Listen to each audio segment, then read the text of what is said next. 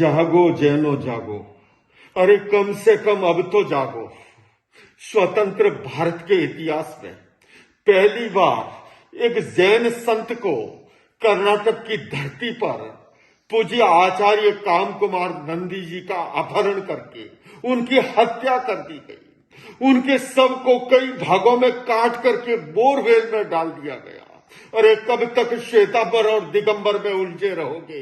अरे अब तो एकजुट होकर के एक स्वर उठाओ, और अगर एकजुट होकर के स्वर नहीं उठाओगे, हमारे संतों का, साधु भगवंतों का, तीर्थों की रक्षा का एक नया प्रश्न खड़ा हो जाएगा।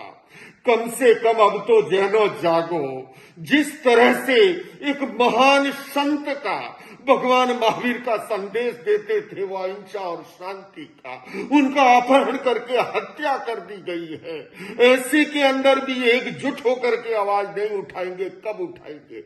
मैं अमेरिका की धरती से उपवास के साथ मैं कर्नाटक के माननीय राज्यपाल और मुख्यमंत्री जी से अपील करता हूं कि वे दोषियों को कठोर से कठोर सजा के साथ साथ हमारे साधु भगवंतों की रक्षा के लिए मजबूती से कदम उठाए।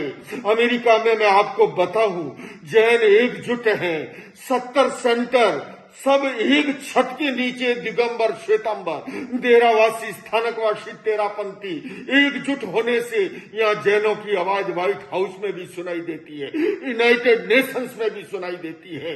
भारत में हम बंटे हुए हैं, इसलिए हमारी आवाज कमजोर हो गई है। मैं इस घटना के साथ जैन समाज से कहता हूं, अब तो कम से कम एकजुट हो, तभी हमारे तीर्थों की रक्षा हो सकती है, हमारे साधु भगवंतों की रक्षा हो सकती है। जागो जैनो जागो।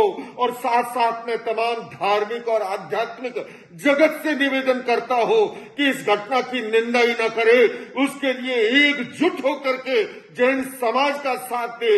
एक संत की हत्या हुई है, निर्ममता के साथ विरोध के अंदर एकजुट खड़े हो जाए।